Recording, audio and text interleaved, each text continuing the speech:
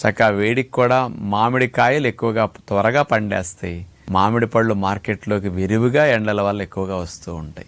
మరి వేసవికాలం సీజన్ బాగా వచ్చినప్పుడు మనం మామిడి పళ్ళని ఆ సీజన్లో తప్పనిసరిగా తినాలి. కానీ చాలా మందికి మామిడి పళ్ళు తినటం ద్వారా వేడి చేయటం అనేది జరుగుతున్నది. నాకు మామిడి పళ్ళు తింటే మోషన్లో బ్లడ్ పడుతుంది అని కొందరు అంటుంటారు. పైల్స్ ఎక్కువ అవుతాయి అని కొందరు అంటుంటారు.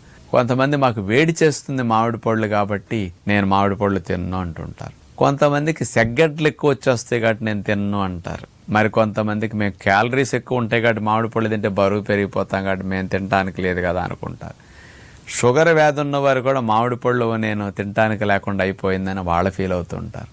మరి ఇలాంటి ఇబ్బందులు రాకుండా మామిడి పండుని ఈ సీజన్లో మీరు ఎలా తింటే మంచిది, అన్ని బెనిఫిట్సే వస్తాయి. అసలు నష్టం ఏ విధంగా ఇప్పుడు చెప్పిన వాళ్ళు ఎవరికీ రాకుండా ఉండాలంటే ఎలా వాడాలి.